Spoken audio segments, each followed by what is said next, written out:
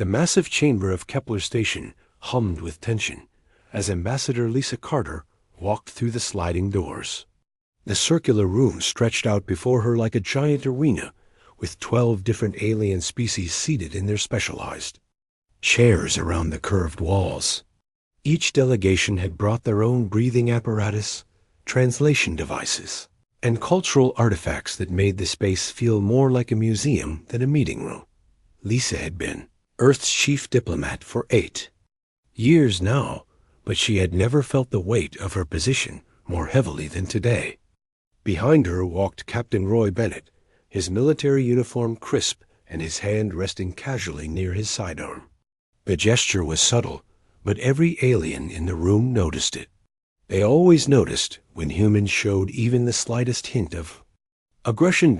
At the center of the room stood Council Speaker Vex Thara, a being that looked like it was made of living crystal.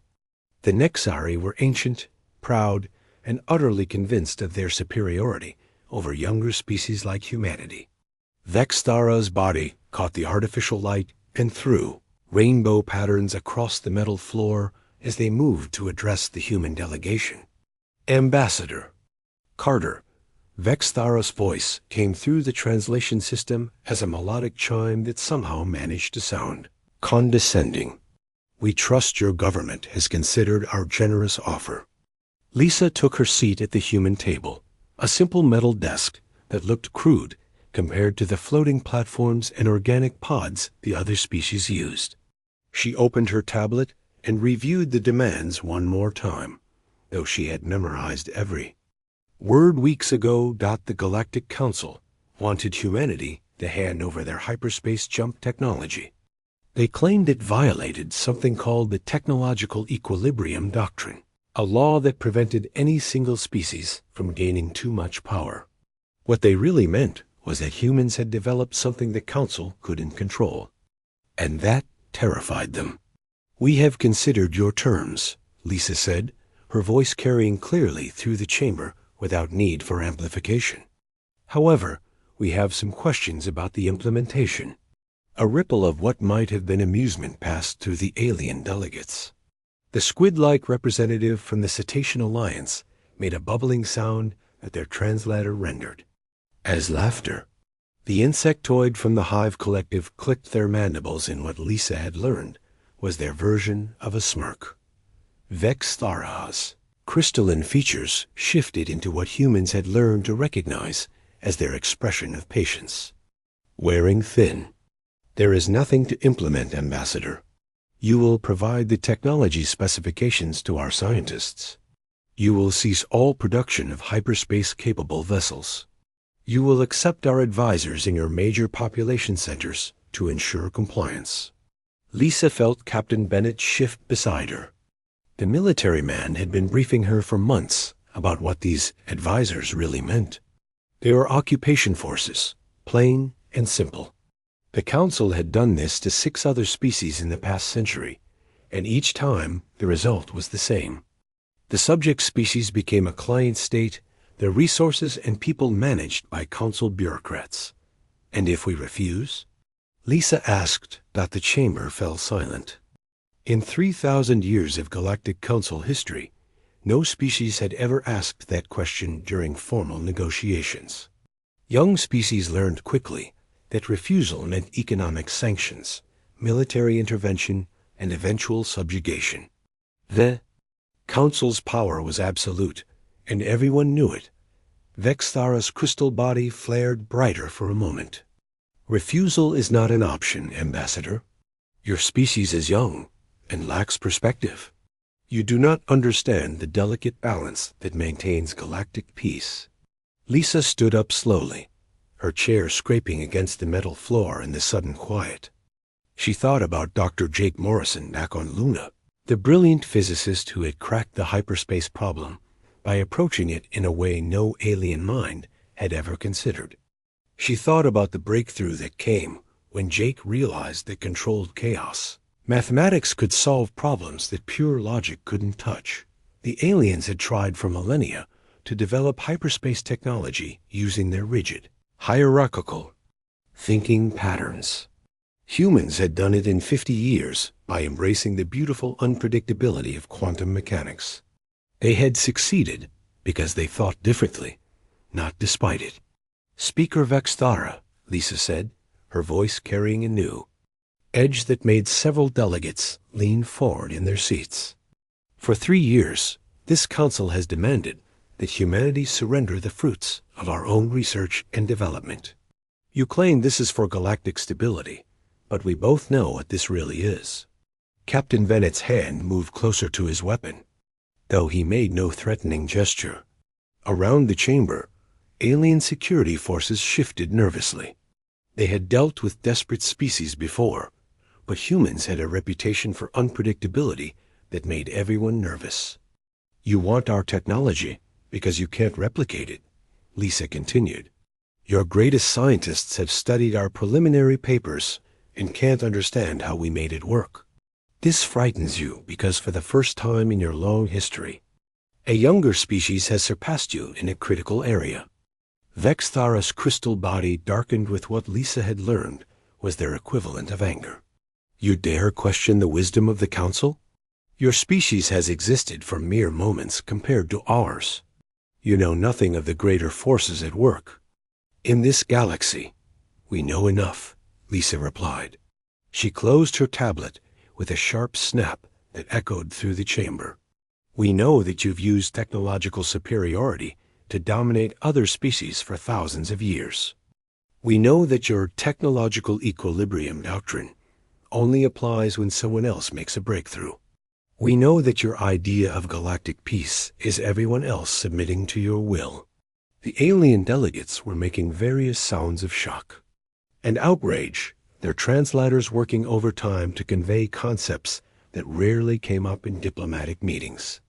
The representative from the plant-like Verdanian consortium was making a rustling sound that indicated extreme surprise. Even the mechanical synthetic collective's optical sensors were flashing in patterns Lisa had never seen before. The United Earth government has heard your terms, Lisa announced, her voice rising to carry over the growing chaos. Our answer is no. Furthermore, effective immediately, humanity is withdrawing from all ongoing negotiations with the Galactic Council. The chamber erupted. Vexthara's crystal body flared so bright it hurt to look at directly. The cetacean representative's tank began bubbling violently as they made distressed sounds. The Hive Collective delegates' wings buzzed so loudly they could be heard over the translation system. Lisa gathered her materials and walked toward the exit, Captain Bennett falling into step beside her. Behind them, 12 species that had ruled the galaxy for millennia struggled to comprehend what had just happened. For the first time in recorded history, a species had simply said no and walked away. As the doors slid shut behind them, Lisa could hear Vexthara's voice rising above the chaos, demanding that she return immediately to continue negotiations. But Lisa Carter, ambassador of the United Earth Government, was done negotiating. Humanity had made its choice, and now the galaxy would have to live with the consequences. The quantum communication networks that connected thousands of worlds across the galaxy buzzed with unprecedented activity. Within hours of Ambassador Lisa Carter's dramatic walkout, every inhabited system had received the news. On trading stations, military bases, and diplomatic outposts throughout known space, beings from hundreds of different species gathered around communication terminals to watch the recorded footage of humanity's defiance. On the ocean world of Aquatica Prime, Admiral Quillinox of the Cetacean Alliance called an emergency session in the depths of their capital city. The squid-like beings had always maintained a cautious respect for humanity's naval capabilities, having observed their rapid mastery of three-dimensional space combat. Now, as Quillinox watched the recording of the human ambassador's speech, for the 5th time, something stirred in the Admiral's mind that had been dormant for decades. They simply walked away, Quillinox said to the assembled fleet commanders, the words creating a stream of bioluminescent patterns across the admirals. Tentacles. No threats, No demands, no negotiations. They just refused and left. Commander Fluxara, veteran of 17 border conflicts, shifted uncomfortably in the water column. Admiral, the Council will not tolerate this defiance. They will make an example of the humans to ensure no other species gets similar ideas. But Krillinox was thinking about their own relationship with the Council. For centuries, the cetaceans had provided their superior underwater mining capabilities to Council projects at rates far below market value. They had accepted this arrangement because challenging the Council seemed impossible. Now humanity had shown that it was not only possible, but surprisingly simple. Meanwhile, on Earth, President Kate Sullivan sat in the war room, buried deep beneath the Denver Mountains. The underground complex had been built during humanity's early years of galactic contact, when they still believed diplomatic solutions could solve any problem. Now it served as the command center for what might become humanity's final stand. General Chris Parker stood before a massive holographic display showing Earth's defensive positions, orbital platforms, hidden weapon caches, and the locations of humanity's small but advanced fleet created a web of green dots around the blue marble of home. Madam President, our intelligence suggests the Council is preparing some form of response. We've detected increased military communications from their core worlds. Secretary of Science Dr. Nina Foster activated her own display, showing technical readouts that would have been incomprehensible to most alien scientists. The hyperspace drive project remains secure. Dr. Morrison's team has moved the primary research facility to an undisclosed location and implemented new security protocols. Even if the Council somehow managed to capture our existing ships, they wouldn't be able to reverse engineer the technology. President Sullivan studied the information with the calm expression that had carried her through 2 election campaigns and a dozen diplomatic crises. She had been a senator when humanity first made contact with the Galactic Council, full of hope for peaceful cooperation between species. That optimism had died slowly over the years as the true nature of Council rule became clear. What's our assessment of galactic reaction? She asked. Dr. Ellen Rodriguez, Earth's chief xenobiologist and cultural analyst, stepped forward with her tablet full of intercepted communications. It's unprecedented, Madam President. We're seeing response patterns from species that have never challenged Council authority. The Verdanian Consortium has called an emergency session of their ruling council. The Hive Collective has suspended all tribute shipments pending internal review. Even some of the smaller species are making noises about renegotiating their agreements. The President absorbed this information while studying the strategic display. Earth looked very small and vulnerable, surrounded by the vast network of Council-controlled space. But humanity had learned something important during their brief membership in galactic civilization. Size and age did not automatically confer wisdom or strength. Across the galaxy, the ripple effects of humanity's defiance continued to spread. On the industrial world of Forge Prime, the mechanical beings of the synthetic collective processed the news with their characteristic analytical precision. Unit Commander 7742 reviewed the data streams with growing interest. The synthetics had been created by an organic species that had long since been absorbed into the Council's bureaucracy. For 2,000 years, they had served as the galaxy's primary manufacturers, their precision and efficiency making them invaluable to Council operations. But they had always been treated as sophisticated tools rather than true beings with rights and desires. Analysis complete. 7742 announced to the collective consciousness. Human action suggests alternative operational parameters are possible. Council dominance is not absolute natural law, but artificial construct maintained through coordinated intimidation. The realization spread through the synthetic network like wildfire. If humans could simply refuse Council demands, what prevented other species from doing the same? what prevented the synthetics themselves from demanding fair compensation for their labor instead of accepting whatever resources the Council chose to allocate. Back on Earth, Dr. Jake Morrison worked in his new laboratory, hidden in the asteroid belt beyond Mars. The physicist who had unlocked hyperspace travel was already 3 steps ahead of everyone else, developing technologies that would make humanity's independence not just symbolic, but practically unbreakable. The quantum entanglement communicator is ready for testing, Morrison told his team of researchers.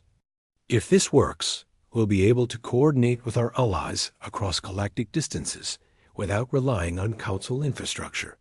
His assistant, Dr. Amy Chun, calibrated the delicate equipment with steady hands. Both scientists understood that they were working on more than just communication technology. They were building the foundation for a new kind of galactic civilization, one based on voluntary cooperation rather than enforced submission. The tests succeeded beyond their wildest expectations.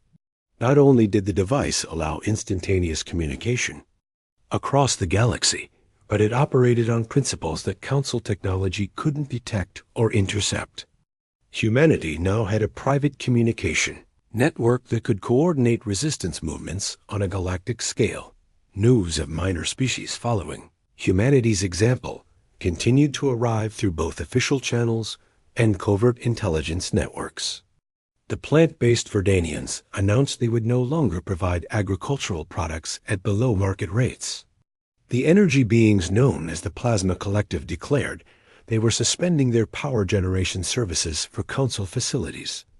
Most shocking of all, the ancient crystalline hegemony, one of the Council's founding members, issued a statement calling for review and reform of current galactic governance structures. For species older than the Nexari to question Council authority was unprecedented. General Parker updated his tactical assessments as each new piece of information arrived. Madam President, we're seeing something remarkable. It appears that humanity's refusal has given other species permission to voice their own dissatisfaction. The Council's authority was based partly on the assumption that resistance was impossible. We've shattered that assumption. President Sullivan nodded thoughtfully. When she had authorized Ambassador Carter to walk away from negotiations, she had expected economic sanctions, diplomatic isolation, and possibly military action. She had not expected humanity's defiance to inspire a galaxy-wide questioning of the established order. The transformation was accelerating beyond anyone's ability to predict or control. What had begun as one species refusing to surrender their sovereignty was becoming something much larger and more dangerous to the old ways of doing things. The Galactic Council was about to discover that their authority had always been more fragile than they realized. 6 months had passed since humanity walked away from the negotiating table, and the Galactic Council faced the worst crisis in its 5,000-year history. Trade routes that had operated smoothly for millennia now functioned sporadically, as species either withdrew their services or demanded new terms. Tribute flows from client worlds had slowed to a trickle as planet after planet declared they needed to review their agreements, with Council authorities in the emergency chambers.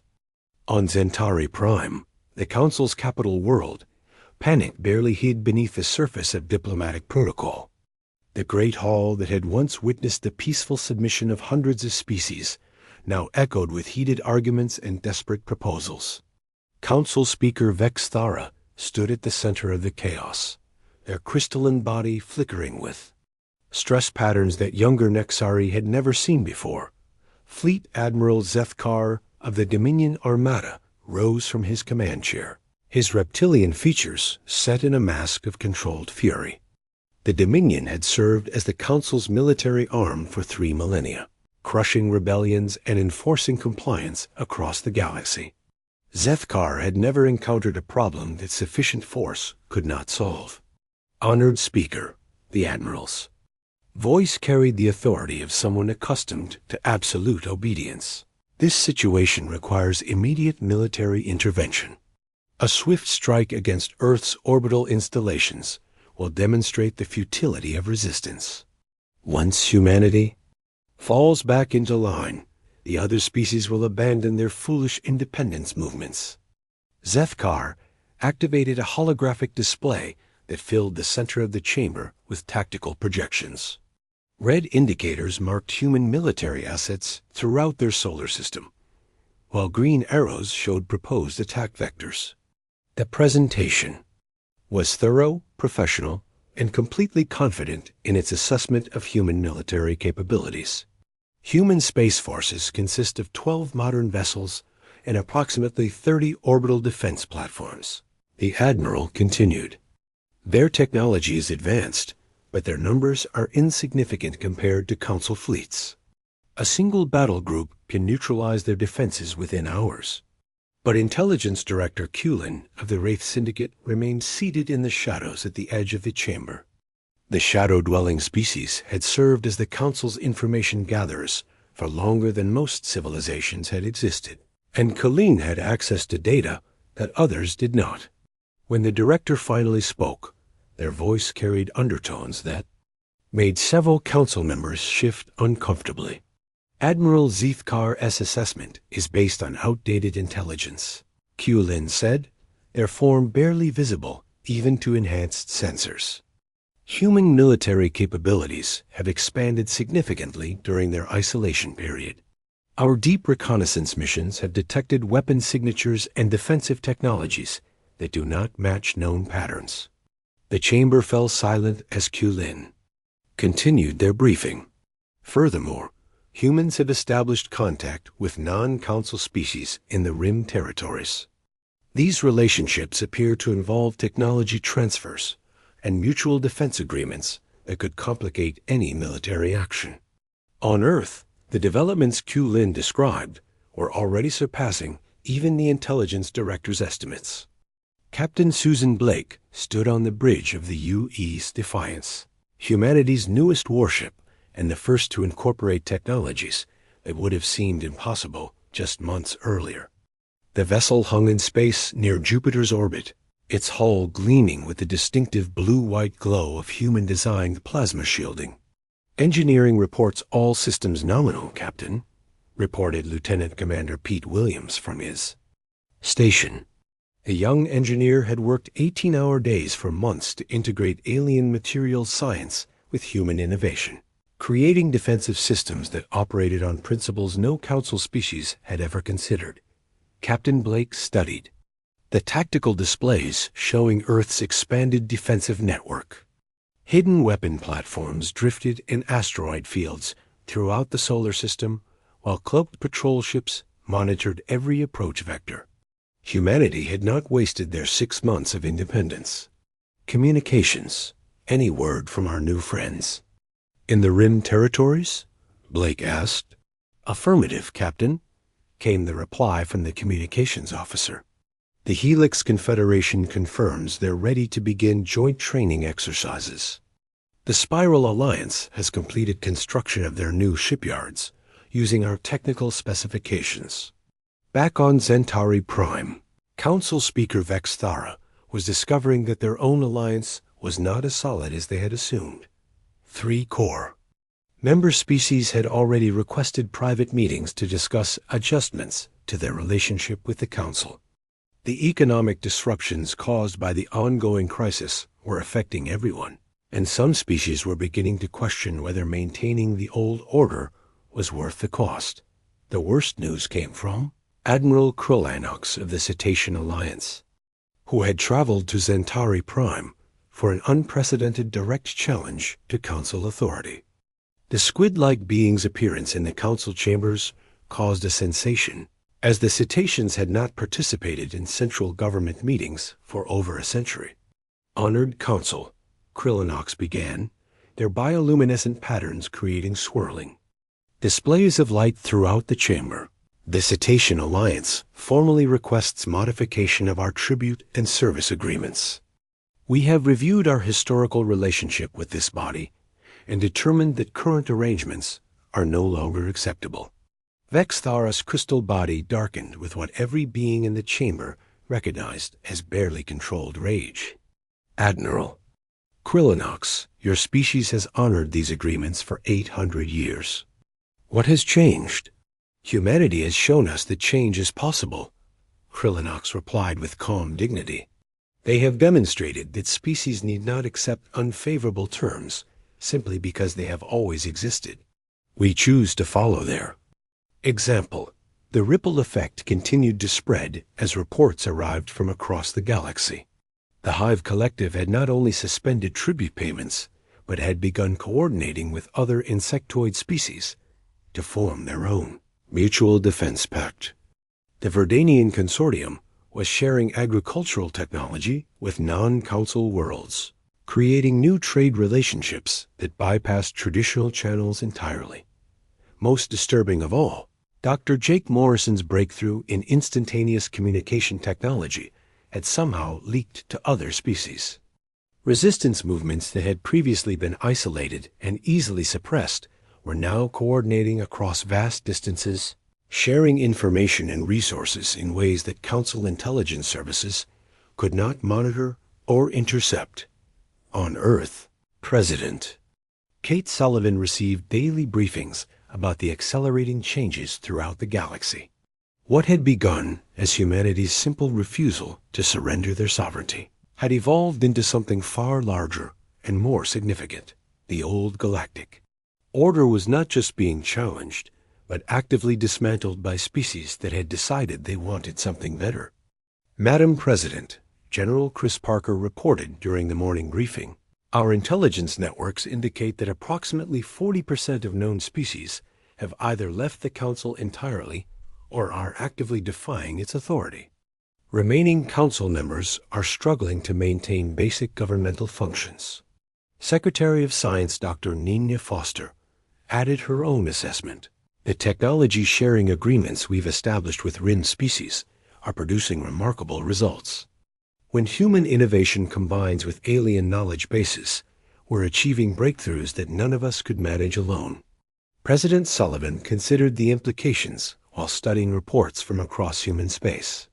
Shipyards were operating at full capacity, producing vessels that incorporated the best ideas from dozens of different species.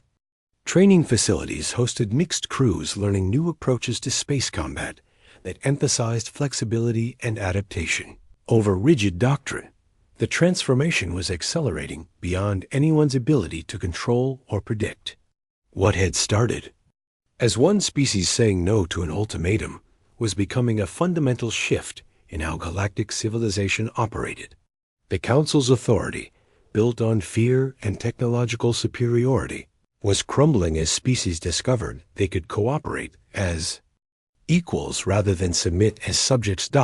In the shadows of the Council chambers, Intelligence Director Q Lin compiled reports about humanity's growing alliance network and reached a conclusion that would have been unthinkable just months earlier. The age of Council dominance was ending, and something entirely new was taking its place. 1 year after humanity walked away from the negotiating table, the galaxy looked completely different from the orderly civilization the Council had maintained for millennia. Nearly 40% of known species had either abandoned the Council entirely or were openly defying its authority. What had started as one species refusing to surrender their technology had grown into a full-scale revolution that touched every corner of inhabited space. The newly formed Independent Systems Alliance held its first official Congress on Harmony Station, a massive space habitat constructed in the neutral zone between Council and independent space. The station itself represented everything the Alliance stood for, built using human engineering principles combined with materials and techniques from dozens of different species.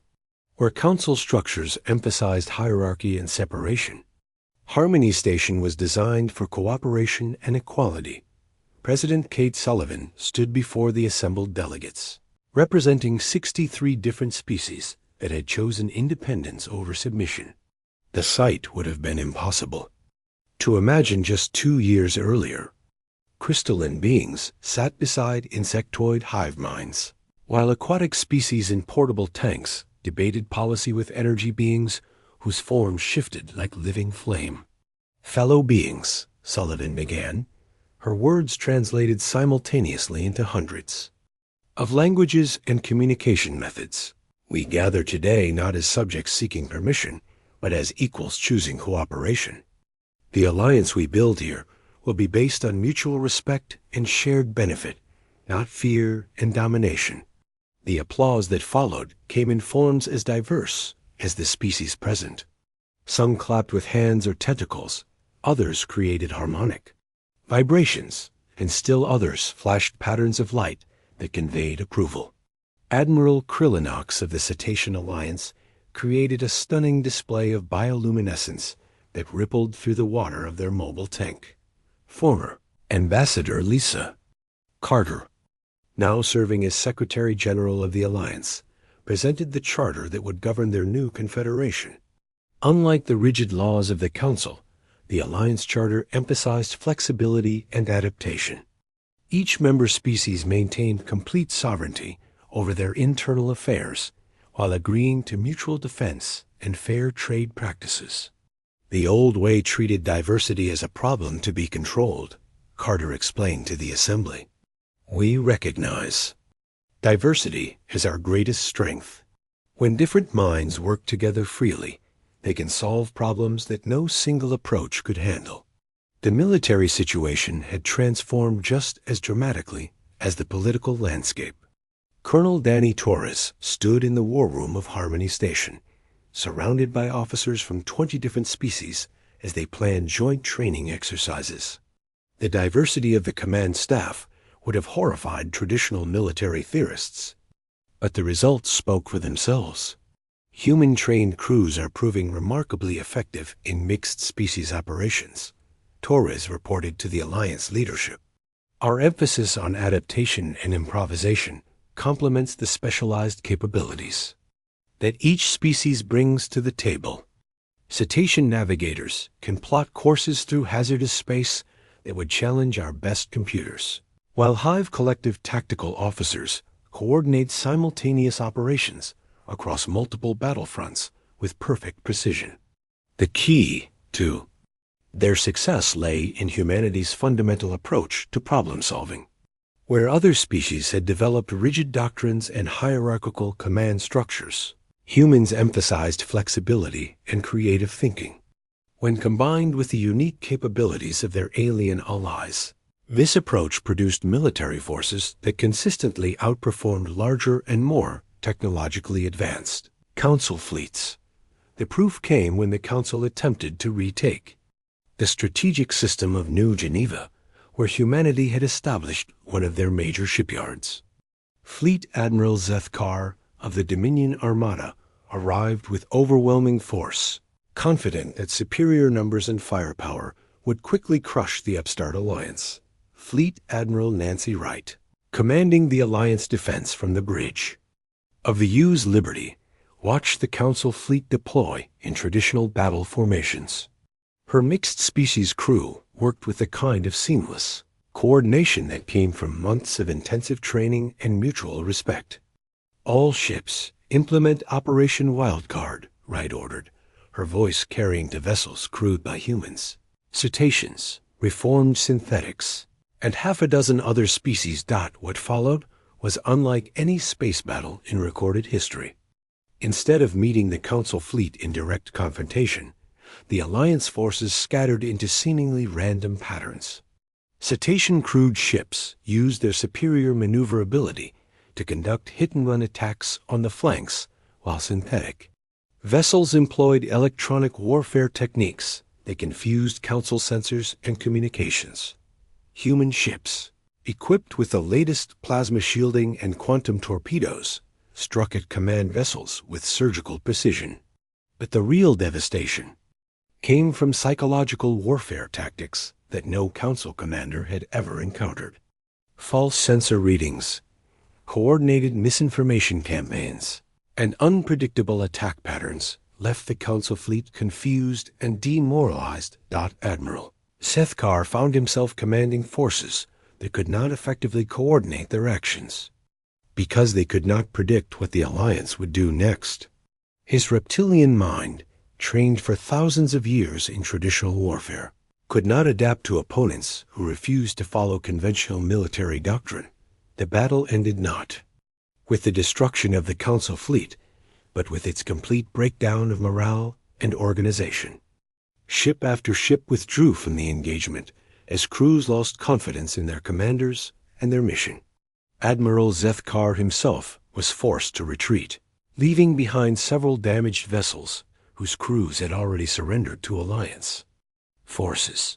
News of the victory at New Geneva spread throughout the galaxy within hours, carried by the quantum communication networks that Alliance scientists had perfected.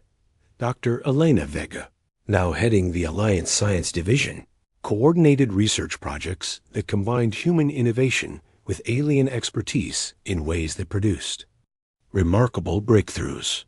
When you allow different species to contribute their unique perspectives freely, Dr. Vega explained to a gathering of Alliance scientists, the results exceed what any single approach could achieve. We're seeing advances in medicine, energy production, and space travel that benefit everyone equally. The contrast with Council research practices could not have been more stark. Where the Council had hoarded knowledge and restricted access to maintain their technological advantages, the Alliance shared discoveries freely among all member species. The result was an explosion of innovation that was rapidly outpacing anything the older civilization could produce. Back on Zentari Prime, Council Speaker Vexthara faced a crisis that threatened the very existence of their government. 3. More founding member species had formally withdrawn from the Council in the past month, citing irreconcilable differences regarding governance philosophy. The remaining Council members controlled less than a quarter of inhabited space and could barely maintain basic governmental functions. The situation is untenable. Intelligence Director Q Lin reported during what would prove to be one of the last full Council sessions. Our economic systems are collapsing as trade relationships break down. Military units are deserting to join Alliance forces. Even our own core worlds are questioning whether continued resistance serves any purpose. Vexthara's crystalline form had dimmed considerably from the bright, confident being who had once delivered ultimatums to lesser species. The speaker now faced the reality that their civilization's fundamental assumptions about power and authority had been proven wrong by a species they had considered barely worthy of notice. The final blow came when the ancient crystalline hegemony, one of the Council's oldest members, announced their intention to apply for membership in the Independent Systems Alliance. If beings older and more advanced than the Nexare could abandon the Council for the Alliance, what hope remained for the old order?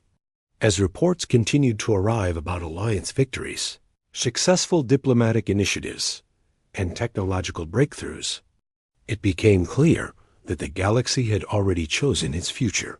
The age of Council dominance was over, ended not by conquest or revolution, but by the simple demonstration that there was a better way to organize galactic civilization. 2 years had passed since Ambassador Lisa Carter walked out of the Council chambers on Kepler Station, and the galaxy bore no resemblance to the rigid civilization that had existed before humanity's refusal to submit. The Galactic Council, once the undisputed authority over thousands of worlds, now controlled fewer than 50 systems scattered across the rim of known space. Their grand capital on Centauri Prime had become a hollow shell of its former glory, with empty chambers and abandoned offices marking the end of an era that had lasted 5 millennia. On a crisp morning aboard Harmony Station, former Council Speaker Vexthara waited in a simple reception area that would have been beneath their notice during the height of their power. The crystalline being's body had lost much of its former brightness, dimmed by years of watching their civilization crumble around them. Today they had come to seek audience with President Kate Sullivan, though the irony of their situation was not lost on them. President Sullivan entered the room with the same calm dignity she had shown throughout the crisis, though she could not help But remember the arrogant demands Vexthara had made during those final negotiations. The Nexari speaker, who had once delivered ultimatums to lesser species, now stood as a supplicant, requesting entry into the alliance for the remnants of their fallen empire. "Speaker Vexthara," Sullivan said, offering the traditional greeting, gesture that the Nexari had taught other species during their years of dominance. "I understand you wish to discuss your people's future." Vexthara's crystalline features shifted into patterns that humans had learned to recognize as deep shame mixed with desperate hope. President Sullivan, the remaining council species formally, request consideration for membership in the Independent Systems Alliance. "We acknowledge that our previous methods of governance were flawed and seek to learn from the example you have set." The words would have been unthinkable just years before, when the council considered itself the pinnacle of galactic civilization and humanity barely worthy of notice. Now the last representatives of that ancient order were asking to join the confederation their former subjects had created. Sullivan studied the being who had once threatened her species with subjugation. "The Alliance Charter is open to all species who embrace our principles of equality and mutual cooperation. However, membership requires abandoning claims to special status or authority over other beings. Can your people accept such terms?" "We have little choice," Vexthara replied with the honesty that desperation sometimes brings. "Our old ways have failed completely.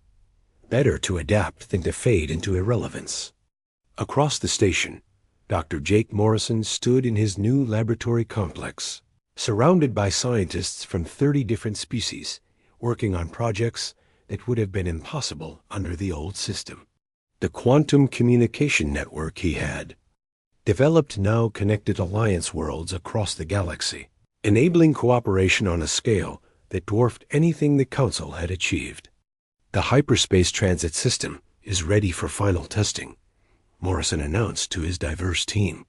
"If successful, we'll be able to move ships and cargo between alliance worlds almost instantaneously, making distance irrelevant for trade and defense purposes." Dr. Amy Chun, his longtime research partner, calibrated the massive equipment with help from synthetic technicians whose precision exceeded anything biological beings could achieve. All parameters are within acceptable ranges. "Jake, the beauty of this system is that it operates on principles of mutual benefit rather than scarcity. The more worlds that join the network, the more efficient it becomes for everyone." The successful test that followed represented more than just a technological breakthrough. It demonstrated the fundamental philosophy that had made the Alliance successful where the Council had failed. Instead of hoarding advantages to maintain dominance, the Alliance shared benefits to strengthen the whole community. Admiral Nancy Wright watched the test from the bridge of her flagship, now stationed near the growing shipyards of New Geneva. The system that the Council had tried to retake by force had become the heart of Alliance military production, with vessels being constructed using the combined knowledge of 67 different species.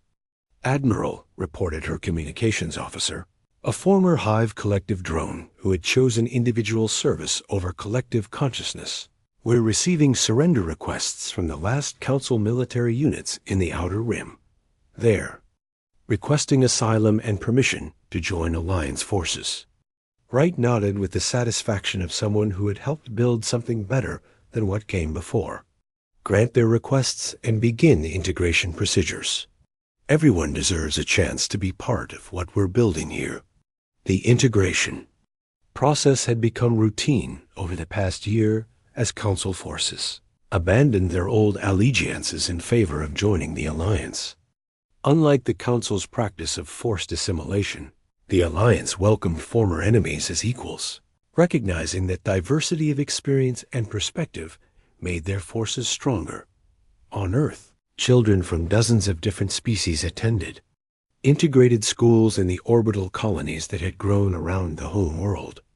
Human children learned alongside young cetaceans in specialized aquatic classrooms while Synthetic youth shared processing protocols with organic students, eager to understand their artificial colleagues. Teacher Maria Santos watched her mixed species. Class worked together on a project about galactic history, marveling at how naturally they collaborated despite their vast biological differences. Can anyone tell me what made the alliance successful where the council failed? She asked.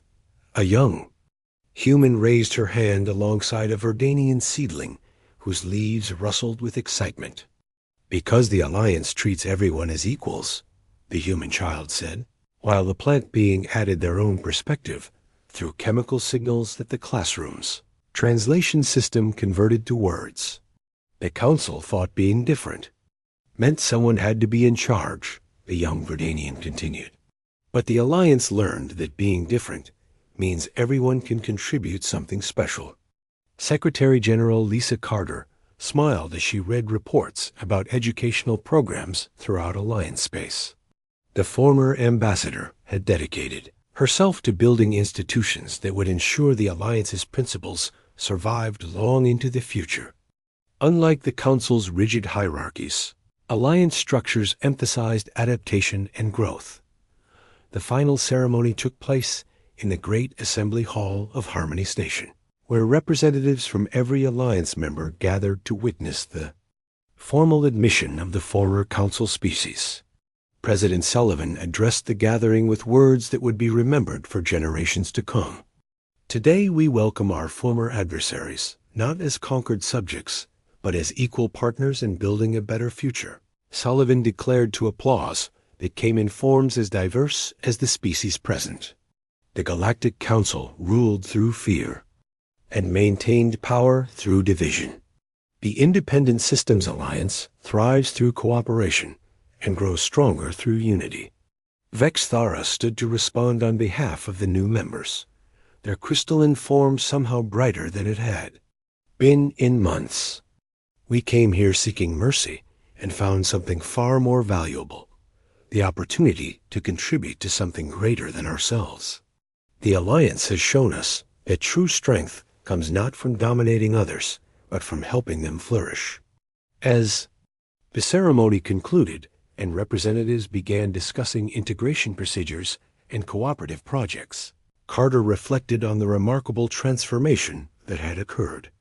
What began as humanity's simple refusal to surrender their sovereignty had grown into a galactic revolution that changed how civilizations interacted. Dr. Morrison, watching from the observation deck as ships from hundreds of worlds docked at Harmony Station, considered the beautiful irony of their situation.